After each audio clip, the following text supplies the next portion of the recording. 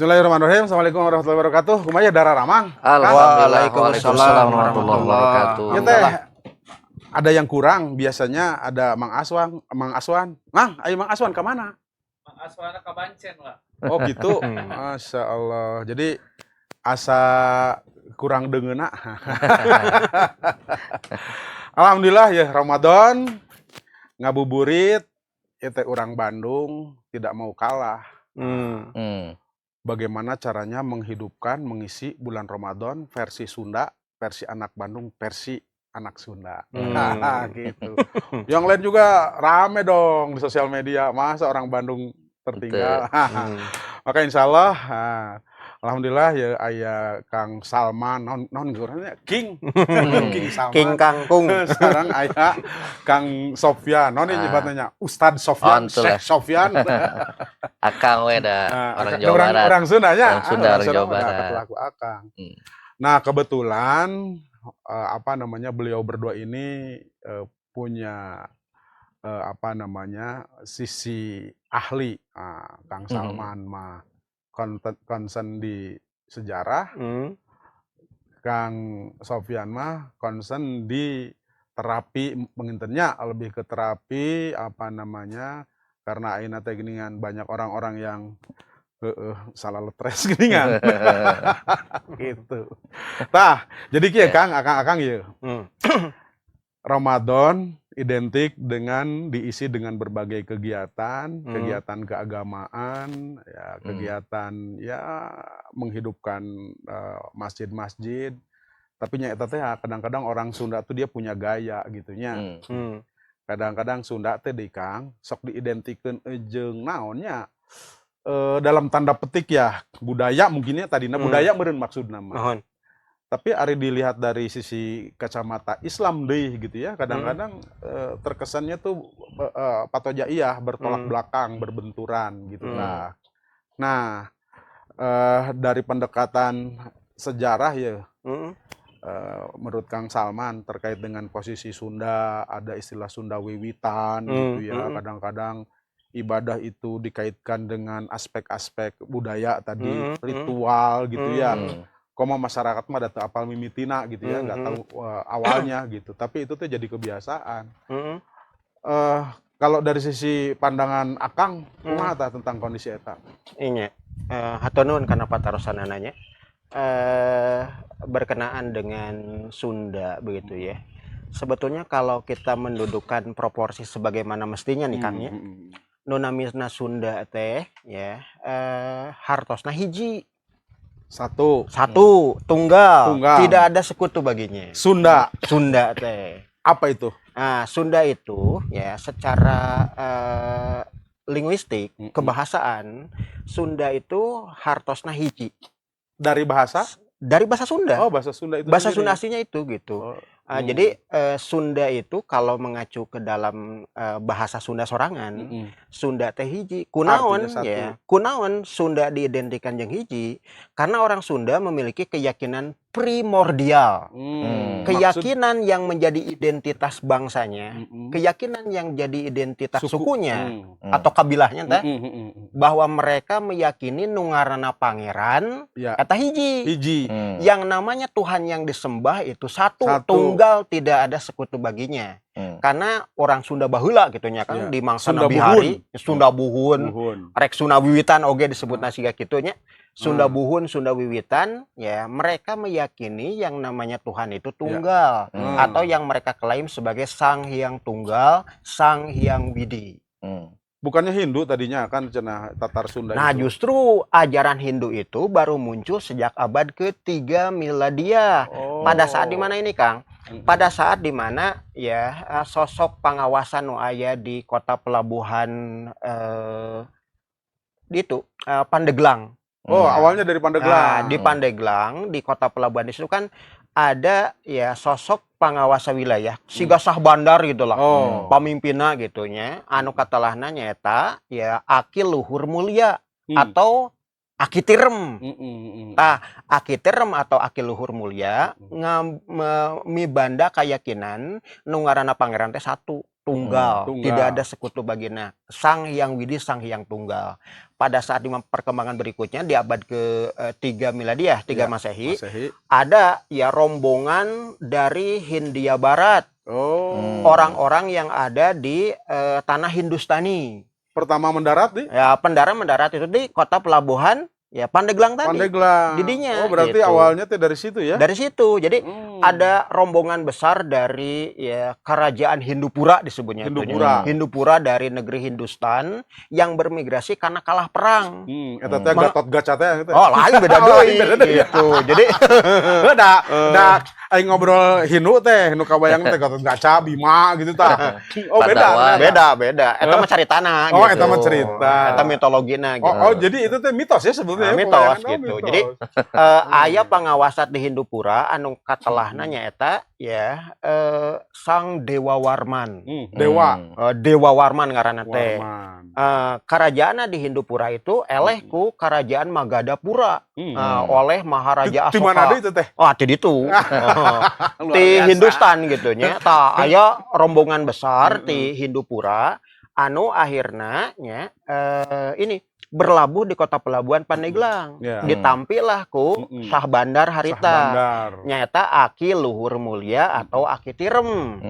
Tah didinya disebutkan cek bejanya dina carita gitu nya. Dina sajarahna ieu ti abad ke-3. Ya tapi dongeng carita. Oh, dongeng carita. Sajarah ieu dongeng carita ya kalah. Dongeng carita apa bedanya?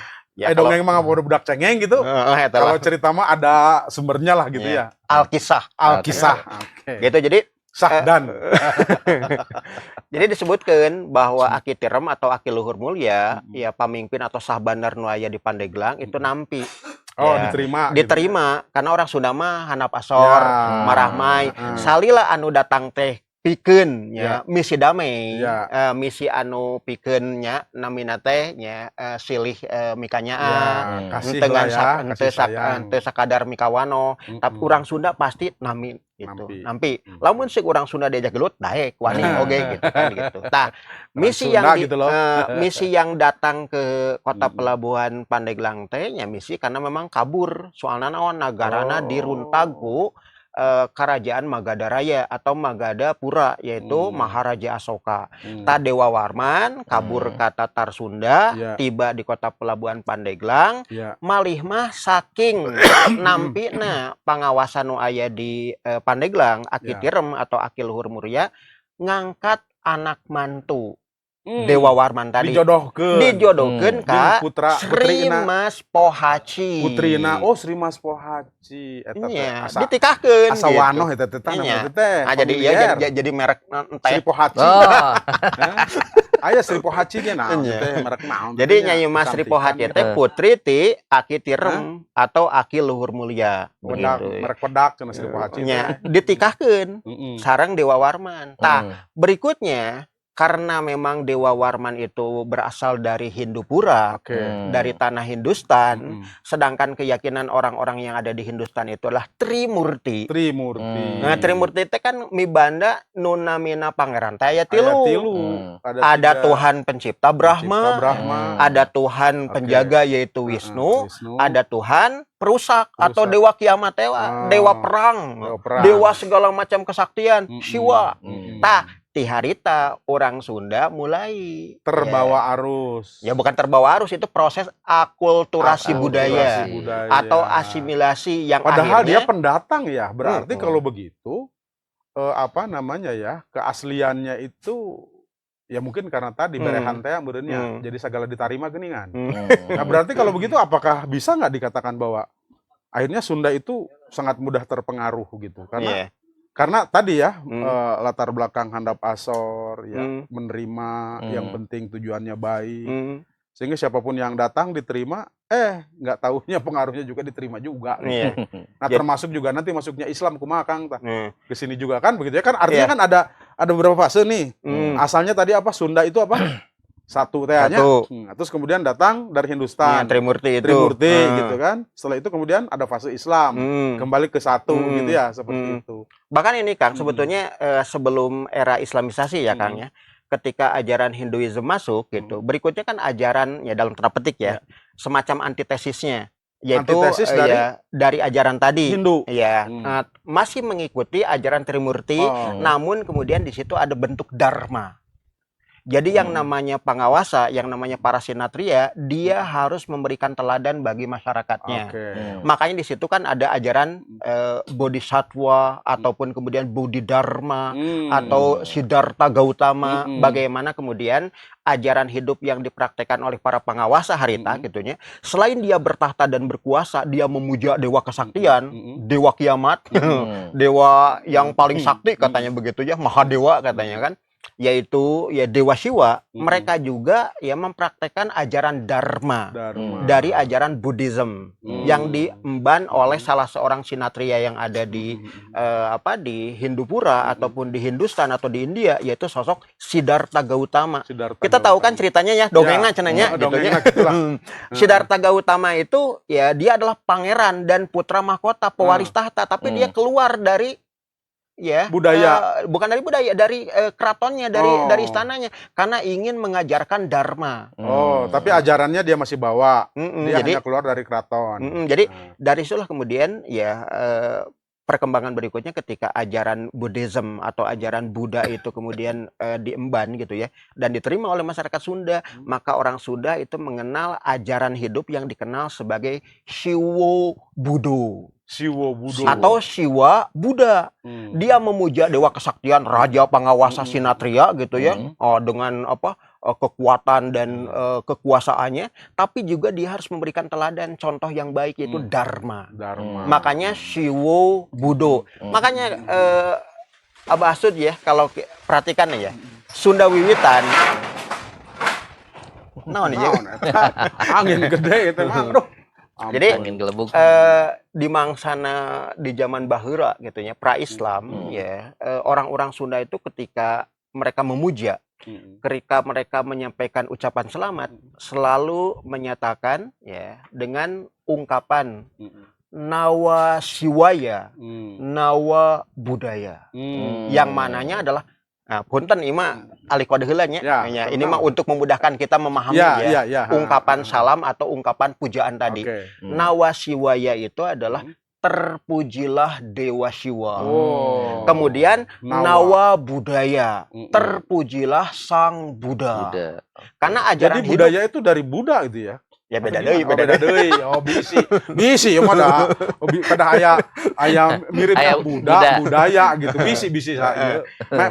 Meh eces genre. Oke, berarti beda ya itu pembahasan. Jadi di situ ya ada ya ajaran hidup yang dianut oleh orang Sunda Baheula gitu ya, di mangsana kerajaan Pakuan, kerajaan Galuh, kerajaan Pajajaran, malih mah di kerajaan Satu Acana, sapertos kerajaan Tarumanagara, kerajaan Salakanagara. Tah anu ngadegeun kerajaan Salakanagara teh Dewa Warman. Minantuna Aki Tirem. Ya anak mantu dari sosok Aki Luhur Mulia Aki Tirem. Ya baheulana di negara Hindupura jadi raja.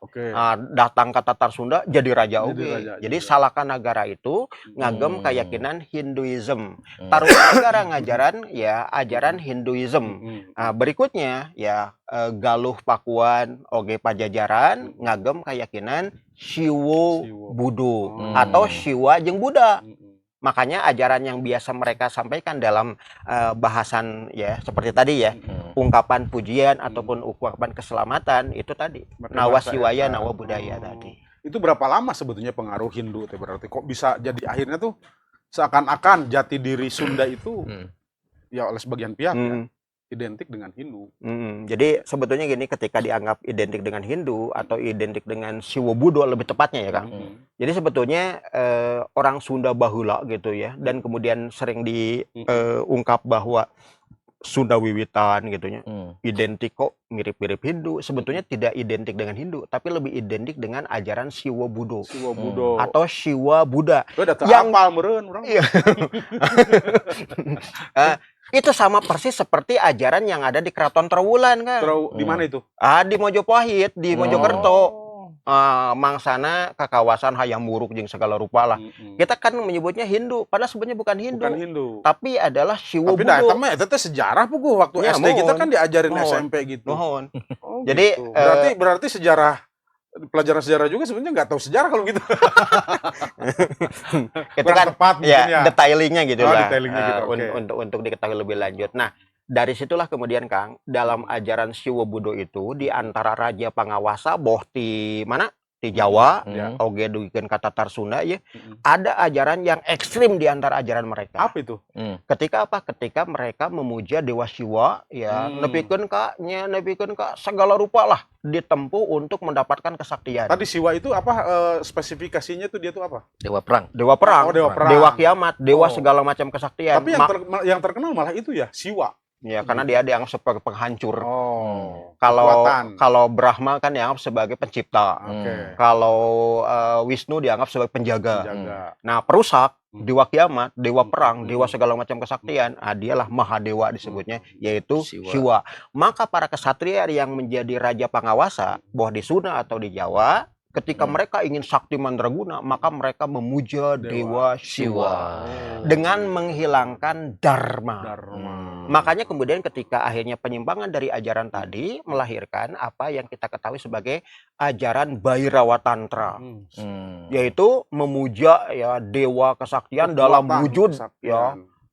yang paling ya perkasa membahana begitu istilahnya. Dari situlah kemudian ajaran yang kita ketahui sebagai Molimo. Nah, di antaranya dilanggar semuanya itu. Dari mulai dia mendapatkan kesaktian dengan meminum tuak sampai mabuk. Kemudian ya itu beda sehingga Epstein ayeuna Aduh. Oh, Waduh. luar biasa. memperkosa, Lah, membunuh, buah merayakan memang itu semua. Dan itu adalah benang ajaran Bhairawa Tantra. Tah, kalau ya Abah Asud ya mengetahui berkenaan dengan sosok Raja Kertanegara. Nah, Raja Kertanegara itu kan leluhur dari kerajaan yang ada di Keraton Trowulan, yaitu sosok penguasa ya yang kita ketahui sebagai penguasa terakhir dari Singosari. Oh, Dia pemuja Bhairawa Tantra. Tantra. Dan ke bawahnya itu ada sosok anak menantunya, yaitu Raden Wijoyo atau Wijaya, pendiri dari kerajaan Mojopahit, Keraton Trowulan di Mojokerto. Berarti masih terahnya masih sama. Nah, atau ini orang-orang yang ada di Ranah Minang, ada sosok yang kemudian diketahui sebagai Aditya Warman. Aditya. Pak, eta ge sarua Bhairawa Tantra. Jadi warman-warmanan begitunya. Orang sudah gak ya Warman urenya. Ya, eta kan justru pengaruh tidinya meureun gitu. Nah. Jadi identikna Warman teh akhirnya mah jeung Sunda. Purna Warman. Jalan eta. Nah, Jadi termasuk juga gini, maksud ya, di kerajaan Sunda Pakuan di Bogor, ya, di lereng Gunung Salaka, ya. lain Gunung Salaka, Gunung Salaka. Gunung Salaka sebenarnya. Ya, kunaon disebut jadi salak. Itulah pengaburan makna. Asok ayeuna misalkan mun urang datangnya ka lereng Gunung Salak, aya teu Tangka tangka salak. salak. Itu dipelak ya tuh meureun. Eta Dipelak teh mah ya. Emang disebut Gunung Salaka karena Salaka di situ tempat di mana banyak ditemukannya logam mulia perak.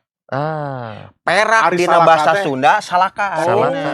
Termasuk juga akitirem masrahkeun anu jadi anak Ya. Nyai Masri Pohaci ka Dewa Warman ngadegeun kerajaan Salaka Negara karena wilayah kekawasaanna teh aya logam mulia berupa salaka, yaitu perak. Tadi antara pegunungan perbukitan nu aya di kawasan Bogor ada satu perbukitan dan pegunungan yang di situ mengandung logam mulia berupa salaka. Kan itu ah. Cing di mana? Daerah pabelah mana? Kira pabelah mana? Ya Gunung Salak. Nya gue eta mah di Paluruh mangga eta mah. Eta bejana siga kitu. Lain Gunung Salak. Bos eta Gunung Salaka baheula mah. Kunaon jadi salak itu adalah pengaburan mana? Sangkan teu aya tah para kapitalis anu mudah guar. Gitu. Tapi kadang-kadang kieu deh Kang ya hampura. Kadang-kadang begini, orang Sunda itu sok saomong-omongna, sok saucap-ucapna gini kan. Jadi dia mengambil bahasa yang gampang gitu ya. Kusabab lidah Sunda itu tidak biasa kaku lah ya. Akhirnya uduna salaka ya disesuaikan we salak kan gitu ya. Baheula zaman Belanda giliran aliran kan gitu ya. Lemburna Kampung Sikabayan. puguh mah aya makam Libertus, jadi we kampung 500 dan 500. saeun nyebut Libertus nah gitu. Ah, Si sebentar. gaya ya. tuh, si gaya tah Gubernur Jenderal Herman Willem Dendels. Tah, Dan- Disebut tuh Raden Mas Galak. ada tuh bisa ngomong nah. Atau iya teh Gubernur Jenderal Jan Peter Zunkun. Tuh. Raden Mas Jangkung. Tuh, geuningan. Jungkung. Orang Sunda tah. Nya, dahareun oge ginian aya sarden ge sarden cheese. Sarden cheese. Ditulisna sardines. Orang Sunda mah nu gampang mah nu penting mah wareg lah. Termasuk juga gitu. iya Kang. Jadi bukan hanya Kertanegara Mm-mm. yang ada di mana di Singosari, Oke. bukan hanya Aditya Warman yang ada di Ranah Minang, tapi orang Sunda oge di Kerajaan Pakuan Pajajaran nu aya di lereng Gunung Salaka atau Gunung Salak gitu ya, atau Buitenzorg Pakuan Pajajaran Bogor. Bogor. Tah, aya dua pangawasana tereuh ti ya Sri Baduga Maharaja. Sri Baduga Maharaja teh kan nikah ka ya nyai ya putri ti pucuk umun Sang Hyang Susuk Tunggal. Ngagaduhan mohon deui ya eta. murang kali ya nu katelahna nyaeta nya Nyai Mas Kentring Manik Mayang Sunda. Aduh. Mibanda katurunan anu katelahna teh nyaeta ya Prabu Surawisesa. Prabu Surawisesa ngantunkeun diteraskeun ku Prabu Ratu Dewata. Ta Prabu Ratu Dewata mah neuleuman ajaran ya wiwitan tadi ya. Tapi henteu wiwitan teh. ajaran pra-Islam lah disebutkeun. Oh. Ting Hindu, ting Buddha, ting naon pokoknya pra-Islam lah. Jadi wiwitan teh teu bisanya nggak bisa diklaim bahwa itu Hindu gitu. Ya nanti penjelasannya. Oh. Panjang lebar. Acan, panjang acan. lebar. Panjang kali lebar. Can nepi, can Nanti nepi. kita bikin beberapa episode lah. Nah, Jadi gitu. Ratu Dewata teh ya tidak sebagaimana ya karuhun-karuhuna, tidak sebagaimana ya para pendahulunya. Dia itu lebih suka mendalami urusan terkait dengan spiritualitas. Oh, kalau tadi mah Ya. kekuatan, apa tadi? Wisnu apa? Siwa. Kalau ini lebih ke spiritual gitu. Spiritual. Jadi spiritualitas gitu ya. tapi anak keturunan berikutnya setelah Ratu Dewata itu berpulang ya akhirnya yang kemudian bertahta berkuasa itu adalah Ratu Sakti. Atau balik lagi ke Ratu kesaktian. Sakti adalah pangawasa Sunda anu neuleuman ajaran Bhairawa Tantra. Yang Teu beda si kekuatan Gaefstein tadi. lah gitulah. Ada harjelema. Nah itu lebih kan tuh diparincitan, diteguk Getihna, darahnya, darahna. memperkosa, Aduh. merampok atau merampas anak gadis orang atau Aduh. bini orang. Waduh. Kalakuan ta pangamimpin orang Sunda baheula. Baheula. Lain ayeuna. Tapi tadi ya balik lagi kalau bahwa ternyata ada terah juga kekerasan, kekuatan. Tapi sampai hari ini juga Sunda masih tetap dikenal sebagai lemah lembut, handap asor gitu ya. Itu apa karena Islam atau Nah, sebetulnya itu Islam? pentingnya. Nah, jadi gini Kang, setelah ya ajaran Bhairawa Tantra itu dianut oleh pangawasa pemimpin orang Sunda, maka kekacauan itu terjadi. Bentuk penolakan masyarakat Sunda. Oh, nolak dia. Bahkan yang ngagem keyakinan pra-Islam, akhirnya mereka lebih suka dipimpin oleh Tereuh Prabu Siliwangi nu aya di Wahanten. Ya eta naon? Nyaeta pamimpin anu aya di Keraton Surosowan. Di mana itu? Tereuh ti Sang Surosowan bin Prabu Wangi Sri Baduga Maharaja. Nyaeta anu katalahna nyaeta Pangeran Sabakingkin. Oh. Atanapi katalahna oge orang Sunda di Banten mah ngenalnya Maulana Hasanuddin. Oh, di Banten. Di Banten. Di Banten. Oh. Nah, terusna samit kalau hurna menyukur galurna ka Prabu Siliwangi keneh Ya, gitu. cuma dia masuk Islam. Ya karena memang ibunya muslimah, bapaknya juga waliullah.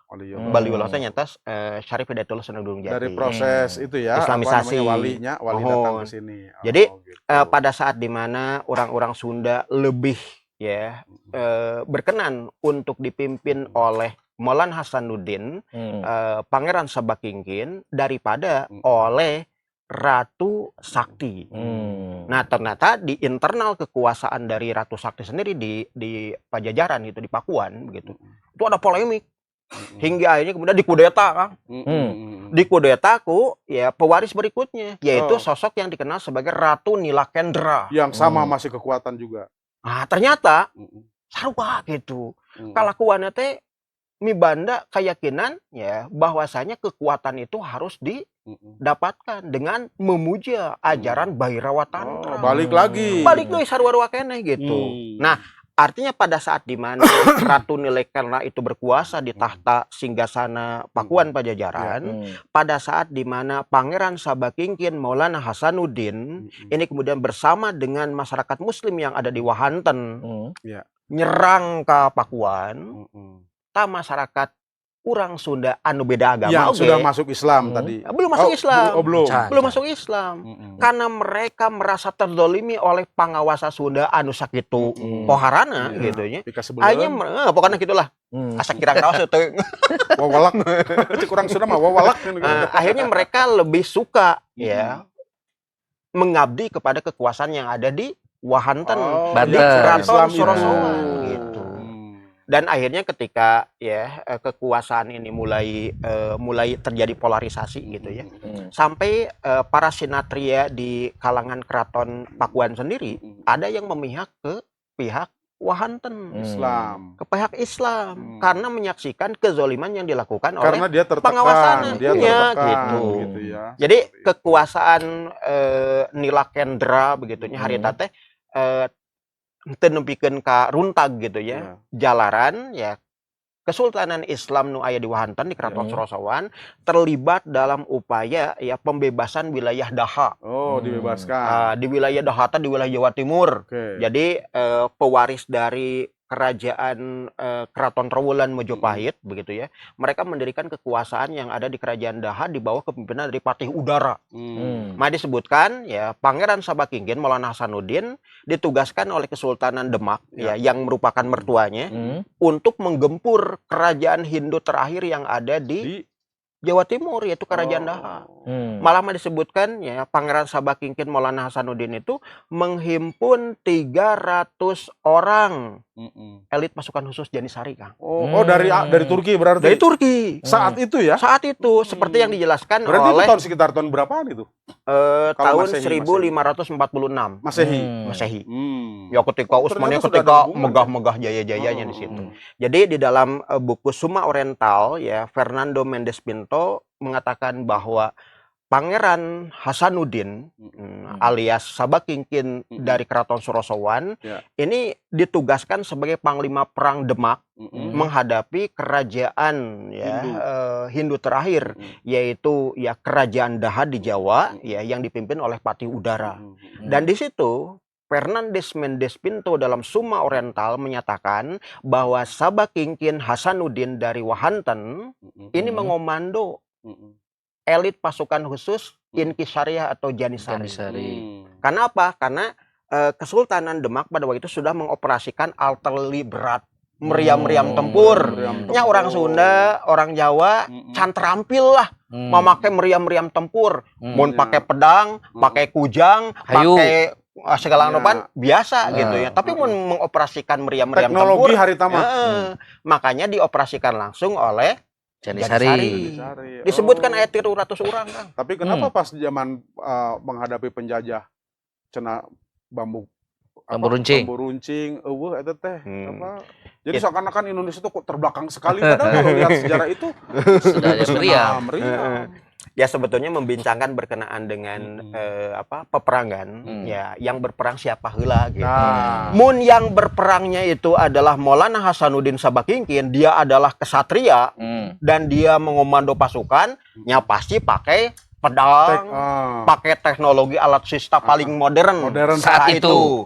Namun kalau yang berperangnya, punten misalkannya membincangkan Bandung Lautan Api, ya atau Palagan Surabaya, itu perangnya bukan perang prajurit modern, Kang, tapi perangnya adalah perang semesta. Kalau perang semesta tentu melibatkan sipil yang dimobilisasi. Jadi perang harus dilihat kontekstualnya heula gitu. Jeung haritama di Kangnya ya pas waktu tahun 1540 genep kerajaan-kerajaan nu aya di Jawa jeung Sunda teh geus bubuh eta mah sedang diislamisasi geus Islam. Tentu kekuatan Islam kan bukan hanya di Jawa atau di Sunda tapi global. Makanya tapi nah teu make panah atuh pan identik jeung Islam mah panah. Bisa nyeun panah tinu awi gitu, tapi kok nggak ada gitu ya. Biasanya kan sebuah peradaban itu identik dengan panah gitu ya seperti itu. Ya karena pada waktu itu yang namanya panah itu kan busur dan anak panah sudah dianggap sudah melewati masa klasik gitu. Jadi artinya panah itu sudah digantikan dengan mesiu. Bahkan gini Kang, yang pertama kali kemudian menggunakan bubuk mesiu sebagai senjata itu Muawiyah bin Abi Sufyan loh. Jadi jauh sebelum peradaban Utsmaniyah. Makanya dalam perang Qurbus ya sekira ya masa kepemimpinan Sayyidina Utsman bin Affan ya pada ya sekira ya tahun ke ya 25 atau tahun ke-30 Hijriah ya. Muawiyah bin Abi Sufyan sudah memberikan usulan kepada Sayyidina Utsman bin Affan itu untuk membangun armada tempur berkekuatan 70 kapal perang untuk menghadapi kekuatan 1000 kapal perang Romawi Bizantium di lautan Mediterania. Dan satu di antara apa yang diyakinkan kepada Khalifah pada waktu itu bahwa kami akan merebut kota pelabuhan Qurbus atau Siprus yang ada di bagian utara Mediterania atau yang ada di bagian selatan dari Anatolia Turki hari ini. Dan di situ ya 1000 kapal perang kok bisa ditenggelamkan oleh 70 kapal perang. Kunaon tah? Ternyata armada dari Muawiyah pada waktu itu sudah bisa menggunakan bubuk mesiu sebagai senjata. Dia menghancurkan. Iya, maka lambung-lambung kapal milik Romawi Bizantium bolong. Telem ya. Telem ditenggelamkan gitu, Kang. Jadi panah pada waktu itu sudah diposisikan sebagai ya, persenjataan ya, pra kepemimpinan Muawiyah sebagai panglima perang gitu. Jadi sejak itu mah sudah nggak dipakai lagi gitu ya, atau kurang familiar lah ya. Jadi panah itu kan sebetulnya senjata klasik untuk membidik individu per individu, orang per orang. Jarak jauh. Nah, makanya ketika akhirnya mesiu sudah ditemukan sebagai senjata, maka kemudian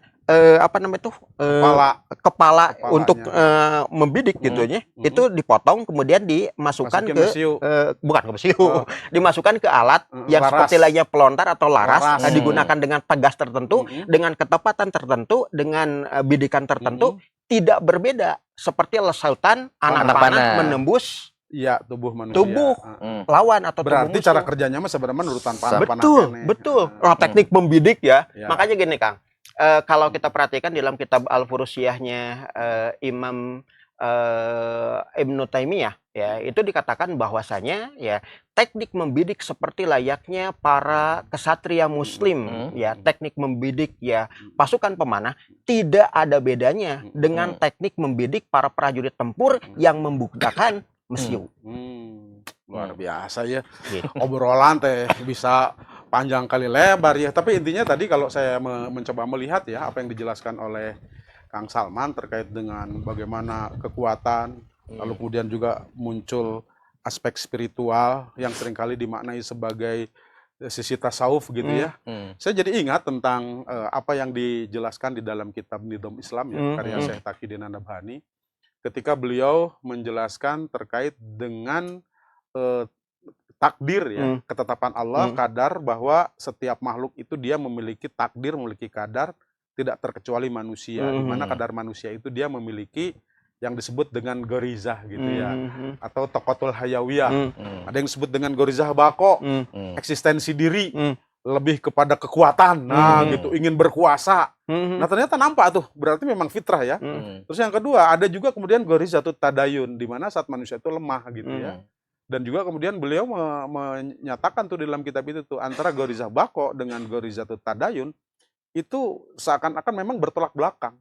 Gorizah tadayun itu akan muncul gitu ya ketika orang itu merasa lemah. Nah, tetapi kemudian ketika dia merasa kuat, ya memiliki gorizah bako, itu susah menyentuh aspek tadayunnya. Makanya kenapa tadayun itu muncul tadi ya? Kenapa mereka itu lari lebih memilih Islam? Ketika mereka mendapatkan ketenangan di Islam karena mereka tengah tertekan. Akhirnya kemudian mencari aspek spiritual gitu ya, seperti itu. Dan ini selalu berbanding lurus begitu dijelaskan di kitab Nidham. Nah, sekarang begini Kang Sopyan, ya terkait dengan tadi ya, ternyata begitu tah geningan sejarah Islam. Tetapi sampai hari ini kan sisa-sisanya masih tetap ada gitu ya. Sehingga Bahkan tadi masuk ke aspek spiritual sebetulnya. Iya. Ketika orang sakit, Hmm. ke dokter nggak ada jawaban gitu ya. Akhirnya minta terapi atau setik-setik nyalahkeun jin, nah gitulah. Nah gitu ya. Ya kan begitu pergi ke dokter sama dokter itu tidak tidak terdiagnosa gitu ya. Nah kan dokter mendiagnosa juga dengan pengalamannya kan, ada Betul. keterbatasannya. Tapi kan orang-orang buru-buru menyimpulkan, wah iya mah cenah gangguan jin gitu ya. Apalagi dikaitkan dengan budaya tadi itu. Jurig jenanya. Jurig dan segala macam. Jika lamun jin bisa ngomong, dia bilang gini tuh, Kak, mitas ya cenah kaingan gitu. Saya difitnah katanya kata Kambing jin. hitam, Nah, kayaknya. ya gimana Kang Sofyan melihat kaitannya dengan kultur. Iya. Soalnya kan identik juga Betul. dengan kultur kita ini. Sunda lah gitu. Iya, menarik sebetulnya, Kang. Jadi bicara tentang kalau dalam ilmu ruqyah ya, Ya. jadi bicara tentang penyakit itu terbagi 3 ya. Yang pertama ada yang disebut dengan penyakit pada jasad. Oke. Oh, Ya, jasad. Fisik, Fisik gitu fisik. ya. Berarti ini mah kan medis lah kalau kita bahas Oke. sekarang gitu ya. Ini yang pertama. Yang kedua, Itu yang bisa didiagnosa sama dokter. oke, itu yang bisa Oke. diagnosis dengan Oke. dokter. Yang kedua ada yang namanya penyakit pada jiwa Jiwa, atau nafs. psikolog. Psikologis Oke. ya. Dan ketiga baru ada yang penyakit disebabkan karena non medis atau kita bahasa menyebutnya gangguan jin ya. Nah, bagi Apa memang non medis itu memang selalu identik dengan jin gitu atau bagaimana? ya, jadi ada pembagiannya nanti Kang. Jadi kalau bicara non medis itu ada beberapa pembagian. Yang Oke. pertama bisa karena sihir. Oh, sihir. Urang mah santet benernya. Ya, Teluh berarti, Jawa, Yang jawokan. yang jawokan dan sebagainya. Ya, betul. Mantra-mantra gitu Oke. ya. Kadugalan. Kadugalan. Itu kan berarti pengaruh juga Iya, budaya pengaruh tadi. budaya, betul. Itu masih nanti masuk ke situ. Mm-mm. Atau mungkin dalam pembahasan ruqyah nanti kategorinya, nah ini terkait dengan budaya adalah gangguan ini disebabkan karena nasab, Kang, turunan. Oh, turunan. Karena sepuh-sepuh dulunya dia Oke. melakukan ritual, ya. Enggak, ini beliau juga kan Iya, walaupun namanya Salman ya, atau jika orang Sunda, Salman Iya. mah orang Arab iya, gitu. iya, iya. Tapi dia asli Sunda nih. Iya. Bahkan ayat rah Sunda. Ah. Aya nasaban teh ya. Tapi jika nama orang Ya. saleh ya mah. Jin mah marasempeun. Ya, nanti dah itu diagnosa beda nih. Ya, nanti, oke. ya. Nah, jadi ada gangguan jin disebabkan karena turunan. Karena kan ketika zaman dulunya mungkin sesepuh kita bersekutu dengan jin, Oke. kan masalahnya jin itu kan nggak meninggal. Usianya lebih panjang, bukan tidak Oh, meninggal, usianya lebih Usianya panjang lebih daripada panjang manusia. daripada manusia. Betul, makanya ketika manusia meninggal, mereka tidak Tuh. meninggal dan Lu- kemudian lu perjanjian loba itu, atunya. iya makanya perjanjian itu akan terus mengikat. Oke. Selama nanti tidak ada Oh. pemutusan akad. Mencokora mau tadi talak, Kudu talak tilu. kudu talak tilu. Talaknya ulah talak hiji. Oh, talak hiji, Bisa talak tilu balik deui. langsung. Talak Nah, tilu. ya, langsung talak tilu. Nah, itu. Atau karena sebab lain, Kang. Misalkan mun cek urang mah nya gangguan ini disebabkan karena ngelmu. Nah, Dia tadi jadi ini mempelajari mempelajari gitu ya. tadi kalau Ngulik bahasa gitu ini ya. ngulik, Ngulik. kadugalan, ya, Oke. kekuatan atau Kawedukan. simaan, naon simaan.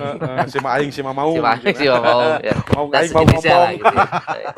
Jadi Sang ngejel. dan itu kan nanti terbawa juga ke budaya ya, ke masa lalu gitu ya, kehidupan masa lalu gitu. Dan yang berikutnya nanti pembagiannya ada kalau di dalam hadis Nabi ada yang disebut dengan penyakit ain, Kang. Ain. Ain. Ain itu masuknya kemana? Ya, ain itu tadi pokoknya ke non medis. Oh, non medis. Ya, tadi kategori ke gangguan jin dan ain. Jadi Ain. nah justru sebetulnya yang banyak hari ini muncul ya, itu justru ain, Kang. Ain. Faktor gangguan ain, dan ini yang disebutkan oleh Nabi SAW 1400 tahun yang lalu. Tanda-tandanya itu apa? Ya, Kita jadi mengetahui ain ain itu kata Nabi gini, ain itu Nabi menyebutkan dalam sebuah hadisnya, ain itu sesuatu yang hak kata Nabi. hak. Ainul hak ya. Ainul Sesuatu hak. yang terjadi, pasti terjadi. Oh. Dan masalahnya ain itu adalah kata Nabi sesuatu yang bisa menyelesaikan takdir. Nah, ini jadi masalah nih. Menyelesaikan Menyelesaikan takdir. takdir loh. Dan satu-satunya yang bisa tadi itu cuma ain. Nah, apa sih ciri-ciri ain? Oh, banyak sekali, Kang. Ya, jadi kalau kita bicara pembagian ain itu banyak. Di antara ciri penyakit ain, kadang ada orang yang awalnya sehat tiba-tiba sakit. Ujuk-ujuk. Ujuk-ujuk sakit, gering. Tidak ada sebabnya. Tidak ada gitu sebab ya. apapun. Diperiksa secara Nah, secara diagnosa, medis tidak bisa tidak ke bisa. diagnosa juga. Nah, tapi dia sakit. Nah, itu bisa jadi karena faktor ain. Nah, sebab ainnya itu kalau di dalam kitab ruqyah terbagi dua, Kak. Ada ain yang disebabkan karena manusia, ya. Manusia gimana caranya? Ada tiga. Nih, Waduh, manusia ada tiga. Loba Ayo, ayo, gini. rada hese ya. Ya, yang kedua ada ainul jin nih. Jadi ain yang disebabkan karena jin. Nah, ain disebabkan karena manusia. Manusia kan melemparkan itu karena sebab satu hasad. Ah, Nah, penyakit hati Asa. yang Hasud. ya, hasud, Hasud. dan hasud. Makanya cenah lamun ka haji ulah belarang ulah dipasang. Bener. Asud. Aduh. Bahaya. Kena imah hasad. Hasad gitu ya. Hasad teh naon cik? Hasad tehnya kita tidak suka ketika orang lain bahagia ya. Hanya iri Atau lah, ya, iri betul lah. iri lah ya. Terus Atau ningali batur betul seneng. Jadi dan seneng kalau ngeliat batur sangsara kayak Goreng gitu. hate ya, Hasad. lain goreng sahate. hate. Lain sahate ya mah Goreng hate lah Nah. itu namanya. Goreng hate. Tah nu kadua ya ain yang disebabkan karena iya Kang, karena kagum. Pujian, memuji seseorang. Kalau hasad tadi kenanya ke siapa? Ke yang hasadnya atau ke yang dihasadinya? Yang dihasadinya, dia Oh, melemparkan, gitu. Oh. melemparkan hasad kepada orang Orang lain. yang lain. Nah, Berarti dia yang kena. Dia kena orang lain tersebut, ya karena ada keburukan dalam hatinya kan. Oke. Tadi, ya. Bukan ke Dengki. dianya ya, bukan ke yang buruknya ya. Bukan, melemparkan kepada yang Hmm. menjadi korban yang dihasadi. Tapi dia tadi. sadar nggak dia sedang melemparkan Kadang air tidak itu? sadar. Oh gitu. Kadang tidak sadar. Ada yang sadar, ada yang tidak sadar. Tapi banyaknya tidak sadar. Hmm. Nah, itu yang pertama ya. Yang kedua ada ain yang disebutkan kekaguman. Kagum. Kagum. Misalkan kasep muji, ya. kasep ya. Hmm. gitu ya. Nulis ya. Contoh misalkan Ah. saya terkagum-kagum dengan Nah, Abah Asun. Kira-kira apa yang akan diderita oleh Abah Asun karena kekaguman saya itu Lain nggak misalkan. kela itu ya kagum teh. Misalkan. Kagum. Kalau kagum kan naon heula soalnya Oke. misal ya. bisa ya. Misal mah bisa sok jauhkannya. Aduh, ya kela ya. Karena topina namanya topi kena ain. Ah. Waduh. Jadi Ya. apakah ketika saya kagum terhadap Abah Asun gitu ya, Iya. keterampilannya untuk memandu acara, Bisa, kesana bisa. kemari ke Ah. berbagai pelosok negeri untuk berdakwah, Betul. misalkan begitu. Dan saya mengagumi, wah keren nih, misalnya. Nah, Apakah ketika saya kagum seperti itu kepada Abah Asun, Jadi tiba-tiba enak Abah bawa Asun, dia nih. Abah Asun tiba-tiba jadi sakit atau gimana? bisa jadi. Oh gitu. Gara-gara itu teh. Gara-gara pujian itu. Makanya kan Nabri itu selalu mengajarkan kepada kita tabrik. Tabrik Hmm. itu membaca doa keberkahan. Kumaha? Ya, jadi makanya di cerita lain Nabi SAW ketika kita memuji sesuatu, maka sertakan dulu nama Allah. Oh. Karena sehatnya dia, baiknya tidak, Masya suksesnya Allah, dia itu gitu ya. karena sebab itu. Makanya tadi boleh kita mengucapkan Masya Allah, kamu ganteng, Tabarakallah, Barakallahu fiik, Barakallahu fihi, dan sebagainya. Itu yang disunahkan oleh Nabi SAW ketika kita memuji sesuatu, apapun itu, bisa manusia atau bisa benda juga, karena ini bisa terlempar kepada benda. Ya, maka ucapan dulu Masya Allah. Makanya mun urang ka Mekahnya Ya. mobil-mobil rata-rata ya, mobil-mobil orang Arab teh pasti di tukangan kacana, Di bukan belakang mobilnya, kacana. pasti aya tulisan Masya Allah wa tabarakallah. Ya. Betul. Karena betul. memang betul. Hmm. Kenapa? Karena betul di Arab Saudi itu justru ain itu lebih dominan. Ain itu lebih Sok dominan. mararuji emang. Itulah yang terjadi. Kan mereka sudah terbiasa dengan kenyamanan ya. Iya. Orang-orang Timur Tengah itu kan terbiasa dengan kenyamanan, terbiasa dengan kemudahan, kenikmatan. Makanya orang Sunda juga suka muji-muji gimana? Kosong. Nah, makanya ini ajaran Rasulullah gitu ya, yang hari ini banyak ditinggalkan oleh kita kaum muslimin adalah tentang bagaimana kita menyertakan nama Allah ketika kita memuji. Nah, ini sudah mulai hilang, Kang. Betul. Makanya tidak heran ditambah dengan ini faktor sosial media, postingnya, Iya. hampir semua kan orang pada Iya. punya Facebook, ya, WA mah udah pasti ya, pasti. Instagram dan sejenisnya ya, yang kemudian mereka seringkali mengupload foto dirinya, keluarganya. Kebanggaan. Nah, itu Diedit kan, heula dinya. wah kadang diedit Digelisan. lah, digelisan atau di AI ke gitu ya, di filter. Ya, justru itu malah menyebabkan ya ain-ain itu mudah terlempar. Orang kagum. Orang kagum dengan melihat di Wah, gulis, sosial media cenah. dan Wah, sebagainya, kasep, memuji gitu ya. Nah, justru itulah yang kemudian banyak terjadi hari ini. Makanya faktor sosial media itu kan sekarang menjadi faktor terbesar hari ini ya, Penyebab ain. penyebab ain itu. Makanya ini sampai ada sebuah penelitian, kita dengan teman Pruk itu pernah neliti, ternyata salah satu munculnya faktor mental hari ini kan, disebut dengan mental health itu ada faktor ain. Ain. Ya, ada faktor ain. Karena maraknya sekarang sosial media. Oke. Orang bersosial media itu sekarang ini sangat mudah gitu ya. Udah, betul. Gampang banget Di mana gitu. wae, Budak letik ya kapanpun. bisa Iya, gitu dan betul. kapanpun bisa mengupload. Kolotna eleh malah. Oh, betul. Bikin Doi konten jagoan, doi jagoan budak Budakna. gitu. Ngaku itu pengakuan. Nah, itu ain. Jadi ada kekagum. Nah, yang ketiga, ain yang disebabkan oleh manusia itu karena ujub. Ujub teh naon? Sombong. Tah ieu dalilna dina Quran surat Al-Qasas yang peristiwa tentang Korun. Iya, Korun kan Korun. diteleumnya, Ya, ditenggelamkan. tenggelamkan. Karena ketika Dengan harta-hartanya. Karena ketika Karena kamu ditanya memanggih harta nu tertimbun teh harta harta karun, korun. cenah. dinisbatkan ke korun ya. Jadi kalau sekarang misalkan ya peristiwa korun, karena korun sempat ditanya begini ya tentang kekayaannya, Tentang kekayaannya. ya ditanya dari mana sumber kekayaanmu inilah kurang lebih bahasanya begitu ya. Korun mengatakan ini hasil ilmuku dan hasil Kemampuanku, kerjaku, usahaku lah begitu ya. Nah, sehingga kemudian menolak peran betul, Allah. menolak peran Allah. Nah, makanya biasanya nih Kang, kalau dalam ilmu ruqyah ya, orang-orang yang ain disebabkan karena ujub itu lebih cepat kenanya. Lupa diri, dia lupa Lupa diri. ke Allah. Betul. Itu efeknya lebih cepat. Lebih cepat. Kadang tiba-tiba langsung efek Sakit. sakit Sakitnya tiba-tiba. itu apa aja misalnya? Iya, macam-macam kan. Oh, bisa macam-macam ya. Cuman ya tadi yang awalnya dia sehat tiba-tiba sakit dan sakitnya tanpa sebab. Itu sering banyak terjadi. Ini kasus-kasus banyak muncul gitu ya. Ain itu. Terus kita ada yang sakit itu tadi, terus kita bisa mengetahui itu ain, itu biasanya kita lihat dari apanya? Dari ciri-cirinya. Oh, jadi ada ciri-cirinya. Ya, makanya mungkin kita harus kalau dalam ruqyah tuh nggak bisa jarak jauh nih Kang. Oh. Bisa tuh tinggalin di tina foto, nah itu bisa. Karena kan salah satu diagnosa yang paling akurat itu sehingga dokter kan nggak bisa mendiagnosa penyakit di foto kan, harus ketemu. Dokter nanti akan menanya, menggali. Ya, ngelihat masalahnya apa, tanda fisik, kemudian apa yang dirasakan, itu harus ketemu. Kita ngelel di belakang panon, ya gitu. Jadi, nah ini mungkin katanya dengan klinik, karena kan sekarang ada orang-orang yang kemudian dengan menggunakan media foto bisa kebaca. Nah, itu kan maksud saya itu tadi. Tadi kan Kang Sopyan mah ngejelasinnya pendekatan Islam tuh. Betul. Tapi kan hari ini kadang-kadang orang itu kalau sakit, pan mikirnya teh gimana caranya sehat. Nah, betul. Ya, sehingga seringkali tidak rasional, tidak menghadirkan akal sehat. Betul. Pingin sehat tapi tidak menggunakan akal sehat. Datangnya orang pinter gitu. Orang pinter. Makanya non cara bedana orang cerdas jeung orang pintar. Ada orang cerdas mau maca buku, orang pintar mau maca mantra. Gitu. Iya, betul. Nah maksud saya gini.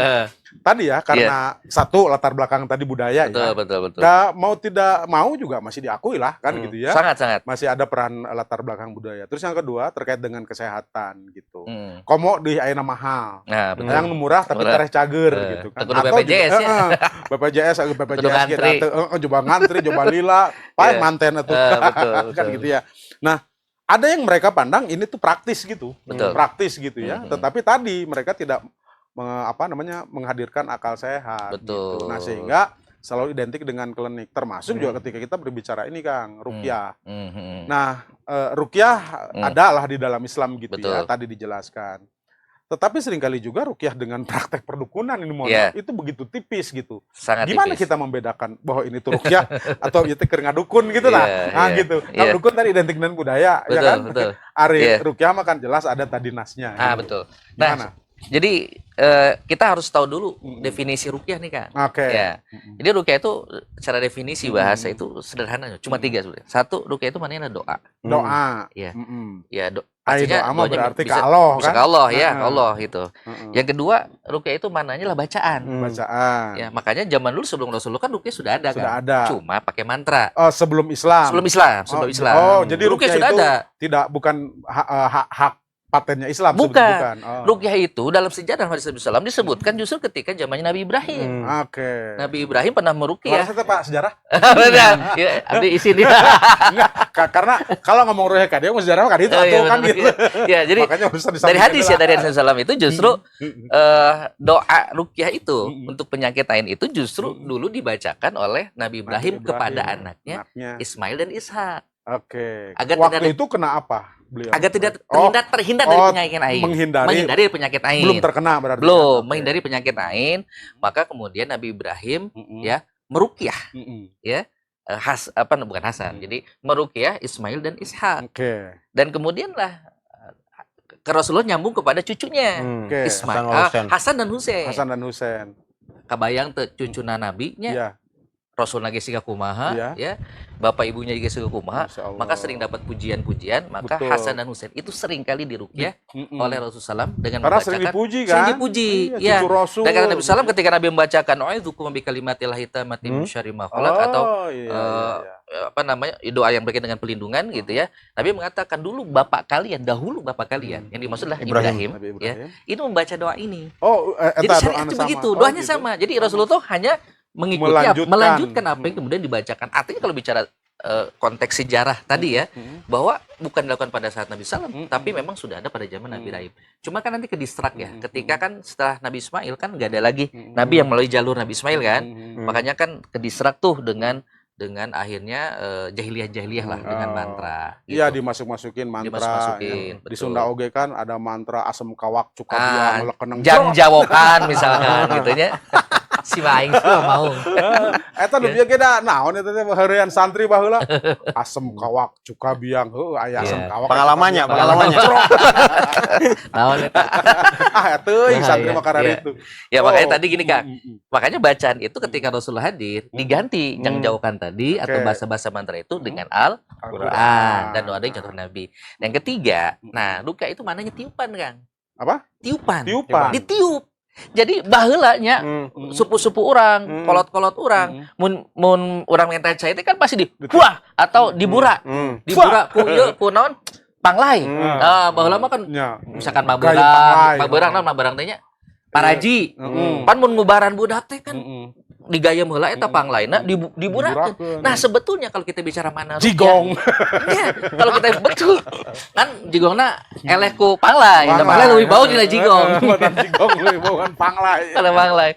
Jadi ternyata orang-orang tua kita zaman dulu itu sudah melakukan praktek ruqyah sebetulnya. Kalau kita bicara 3 makna bahasa ini. Oke. Ya doa, Berarti bacaan, identik tiupan. juga dengan budaya ruqyah itu betul, ya. sebetulnya itu sudah ada dari zaman dulu, ya. Nah makanya ini yang perlu kita luruskan kembali bahwa saya tadi Rasulullah mengajarkan tidak ya tadi doanya harus jelas ke siapa. Yang kedua bacanya mesti jelas. Oke. Kalau tiupan juga tipenya sama. Oke. Nah yang nanti membedakan biasanya nanti di bacaan dan praktek, konten dan prakteknya. Oke. Itu yang membedakan Kang.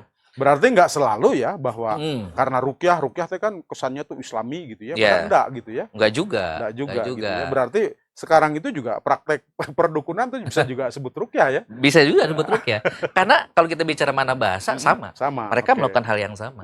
Gitu. Cuma apa namanya ritualnya yang berbeda. Ritualnya berbeda. Kalau ada istilah ruqyah syar'iyah. Nah, betul. prakteknya tuh gimana sih sebetulnya secara singkat aja. Secara singkat Kang. Iya. Biar kita enggak gini loh Iya, maksudnya. iya betul. Biar kita itu bisa membedakan Jelas, tidak ya. terjebak. Karena tadi tipisnya ginian. Betul. Maka setidaknya kita bisa melihat Oh. dari gimana sih prakteknya teh bisi gitu kan datang ieu teh sakit yo tanya saha maneh cenah gitu. Hi puguh abdi ieu mah asut nah kan gitu. Dari tanya saha Iya. maneh eta cenah nu di jero mah Iya. tadi sarapan sahur. Iya. Nah Jadi, gitu kumaha jadi gini prakteknya. Kang sebetulnya ya, metode ruqyah yang syar'i yang benar itu sebagaimana metode medis sebetulnya. Ada namanya diagnosa, Diagnosa, oke. analisis. Analisa itu harus real sesuai dengan fakta. Mm-mm. Jadi nggak bisa ngawang-ngawang ya. Berarti diajak ngobrol heula. Diajar ngobrol dulu, diskusi dulu, ditanya pertanyaan-pertanyaan Apa yang dan sebagainya, apa yang terjadi, terjadi, apa gitu yang ya. dirasakan dan sebagainya. Jadi tidak bisa pakai foto, Kang. Mm-mm. Lo jarak jauh misal pangruqyahkeun jarak jauh. Heuh, eta mah eta mah dukun teh ya Ya berarti. makanya tadi yang bisa membedakan kan itu. Makanya saya sampaikan bahwa ruqyah itu sebagaimana halnya medis. Makanya antara medis dengan apa namanya dengan Al-Qur'an itu sebetulnya tidak bertolak belakang. Kan sekarang seolah-olah kan tolak belakang ya. Padahal tidak.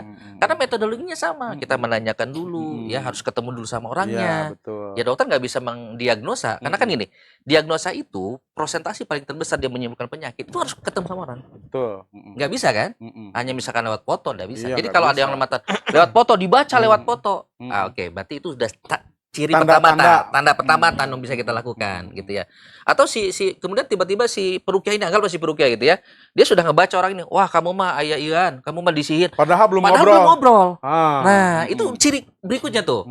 Ya. Jadi itu saja sudah bisa ini. Karena gini, sebagaimana dokter medis ya dengan juga peruqyah, kita akan bisa menyimpulkan ini tuh karena sebab apa. Oke, Tadi yang dari sebut hasil tiga ya. komunikasi Apakah tadi. memang jasad, apakah memang psikologis Oke. atau memang non medis? Mm-mm. Itu setelah banyak rangkaian diagnosa. Jadi Diagnosa. penegakan kalau istilah medis ya, ada tegaknya diagnosa itu kan ada serangkaian Mm-mm. diagnosa yang harus kita lakukan. Jadi nggak bisa dari awal kita langsung menyimpulkan, nggak bisa. Mm-mm. Nah, makanya seringkali kemudian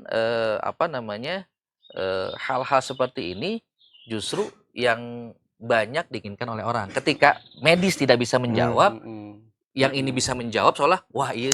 Tapi kadang-kadang can medis can naon geus lompat kadinya. Ya gitu. makanya itu dia. Ya, jadi memang pada akhirnya ujung-ujungnya ya ini bagian dari dakwah kita. Ada wah ya. Ya, oke. bahwa untuk meluruskan. Betul, untuk meluruskan pemahaman di masyarakat yang salah. Karena kan nanti ujungnya gini kan, kalau ruqyah salah kan nanti ujungnya kepada akidah ya. Betul, betul, Nah, betul. gitu. Iya kan? Kepada akidah. Berarti dia Repot. ketika dia meminta bantuan kepada seseorang, Ah. walaupun bisa jadi lafal-lafal nu dibacakeun Al-Qur'an, Betul. tetapi kemudian Cara-caranya, prakteknya prakteknya. gitu ya, maka pada secara tidak langsung dia sedang bergantung kepada Betul. pihak lain. Nah yang berikutnya adalah Musyrik berarti. betul Kang. Nah, ini berikut yang paling penting sebetulnya ya dalam ruqyah syariah, seorang pasien ya itu tidak boleh bergantung kepada peruqyahnya. Peruqyahnya. Nggak boleh. Ya. Oh, jadi tugas si peruqyah mah dia hanya menjembatani. Menjembatani begitu saja. Makanya kan Rasulullah mengajarkan untuk ruqyah mandiri. Maka seorang peruqyah harusnya satu, dia meluruskan tauhidnya. Oke. Meluruskan pemahaman Islam yang benar, diperintahkan dia untuk taat kepada Allah, penjagaan diri. Itu kan harus begitu. Kemudian diajarkan nih gimana cara menjaga diri, membentengi diri. Diajarkan ruqyah mandiri. Kan ruqyah itu babari sebetulnya. Mun bicara Al-Fatihah, geus Al-Fatihah dibaca. Jadi inti nama menyadarkan dirinya. Menyadarkan. Ya, sehingga ketika dia nanti merasakan tidak enak pada dirinya, ya sudah lakukan saja ruqyah mandiri, nggak perlu langsung kembali saja kepada Allah. Nah, konsep tawakalnya ini harus diluruskan. Karena yang terjadi, betul kan? Yang terjadi di masyarakat adalah justru ya bukan peruqyah lah, kalau peruqyah mungkin terlalu ini ya.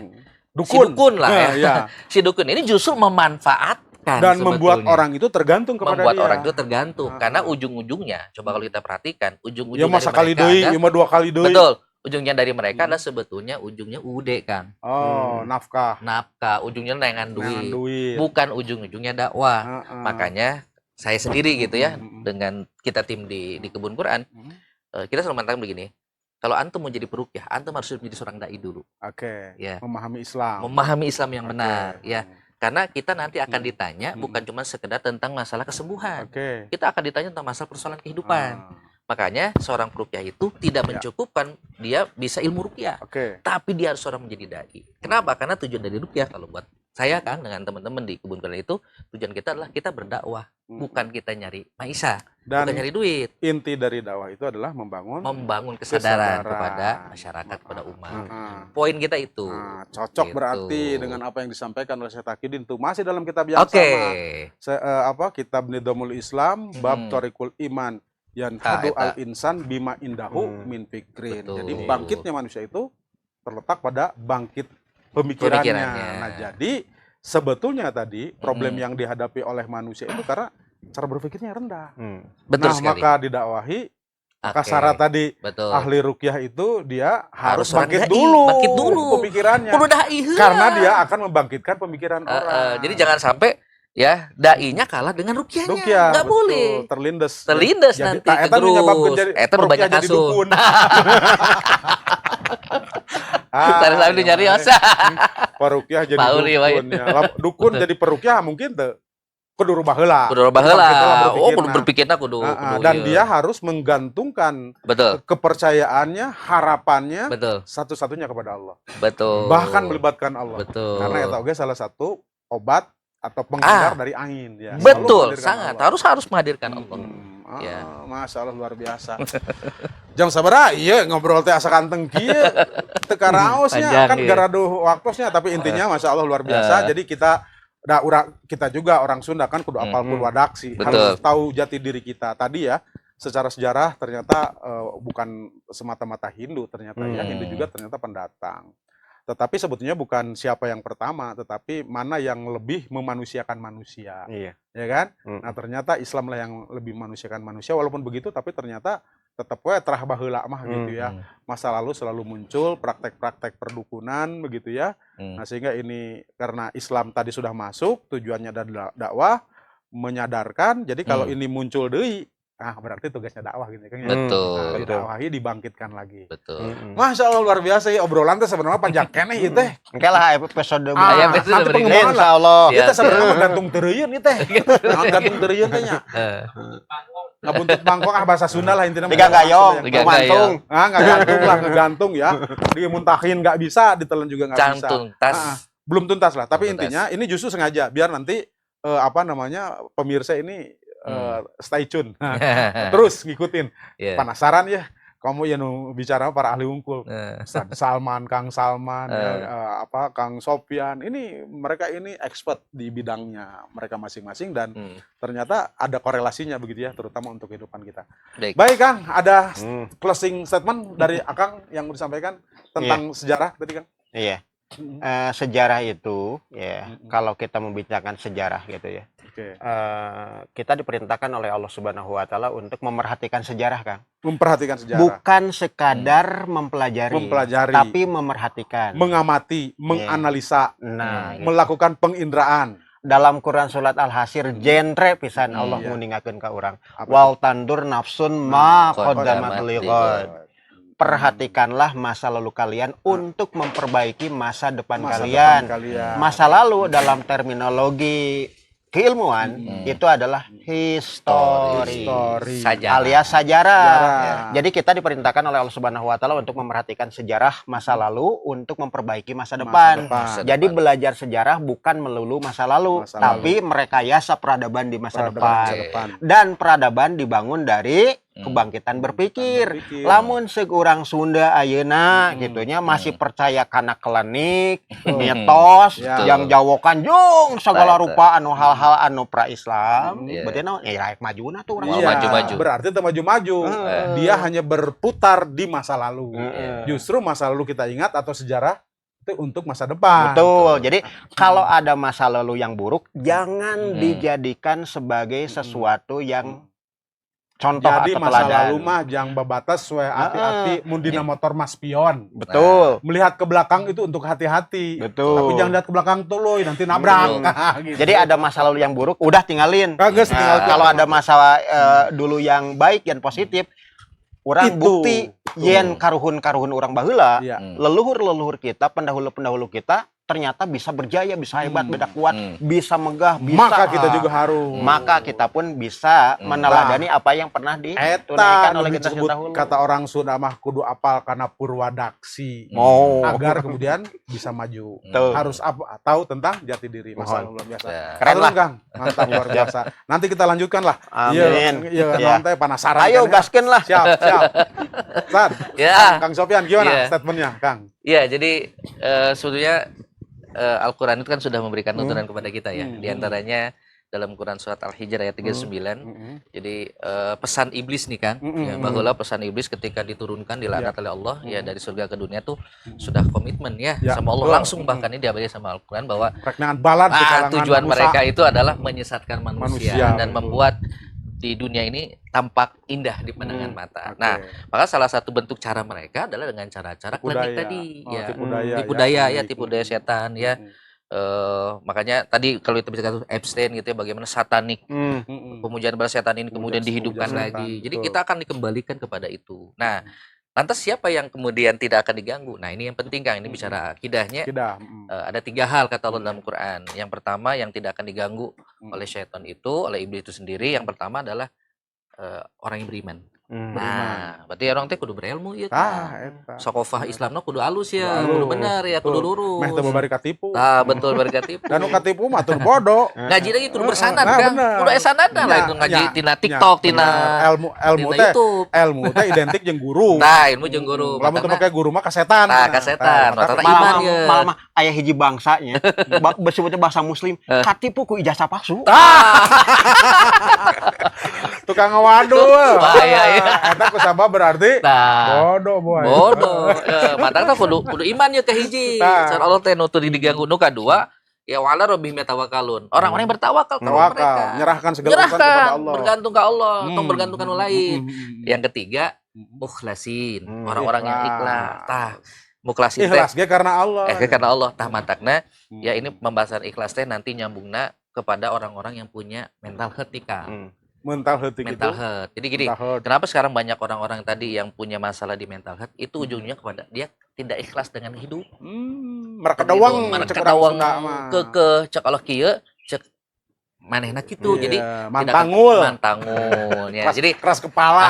ikhlas. Makarso. Nah, Makarso, gitu. Intinya Makar bagaimana sorangan. kemudian dia harus ridho dengan hidup, Oke. gitu ya, dengan apa yang Allah takdirkan. Nah, iman nanti babnya panjang deunya, Betul, bahas betul, di betul. urang gua hiji-hiji mah jadi panjang. Jadi makanya ini pesan di dalam Al-Qur'an kata Allah, meh orang tadi ganggu ku setan tehnya, ya, iblis dan anak keturunannya, Ya, 3 itu. Maka seorang muslim harus memiliki 3 karakter. Ya. Dia beriman kepada Allah, Beriman, dia bertawakal kepada Allah, tawakal, dan dia harus menjadi hamba yang mukhlasin, yang Masya Allah, ikhlas. luar Nah, 3 biasa. sifat yang harus dimiliki kan. Masya Gitu Allah. kan. Masya Allah. Masya Allah, luar biasa pembahasan kita dalam sekali. Ya. Dan sebagai penutup ini Kang, saya juga ingat akan hadis Qudsi ya, di mana Allah Subhanahu Wa Taala berfirman ya terkait dengan kehidupan kita ya, kudu apalkan apurwadaksi agar kemudian kita bisa menatap masa depan, tapi tetap ya punya rencana, tetap Allah yang memutuskan. Maka tadi ya harus melibatkan Allah. Betul. Dan karena Allah gitu ya. Betul. Apapun yang terjadi Allah hanya meminta kepada kita sabar gitu ya. Terus itu kemudian kalau nikmat syukur gitu ya.